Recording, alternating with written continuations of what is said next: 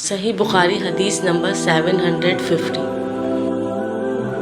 نبی کریم صلی اللہ علیہ وسلم نے فرمایا، لوگوں کا کیا حال ہے جو نماز میں اپنی نظریں آسمان کی طرف اٹھاتے ہیں۔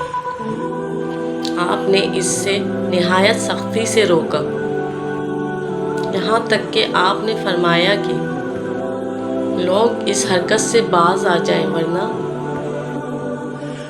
ان کی بینائی اچانک لی جائے گی۔ صحیح بخاری حدیث نمبر 749۔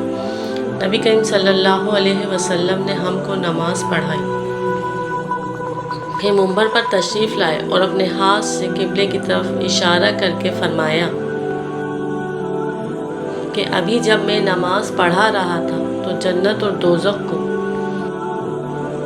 اس دیوار پر دیکھا، اس کی تصویریں اس دیوار میں قبلے کی طرف نمودار ہوئیں تو میں نے آج کی طرح خیر اور شر کبھی نہیں دیکھی۔ آپ نے قول مذکور 3 بار فرمایا۔ صحیح بخاری 751۔ رسول اللہ صلی اللہ علیہ وسلم سے نماز میں ادھر ادھر دیکھنے کے بارے میں پوچھا۔ آپ نے فرمایا کہ یہ تو ڈاکہ ہے جو شیطان بندے کی نماز پر ڈالتا ہے۔ صحیح بخاری 752۔ نبی کریم صلی اللہ علیہ وسلم نے ایک داڑھی دار چادر میں نماز پڑھی،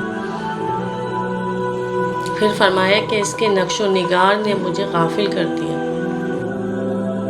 اسے لے جا کر ابو جہم کو واپس کر دو اور ان سے بجائے اس کے سادی چادر مانگ لاؤ۔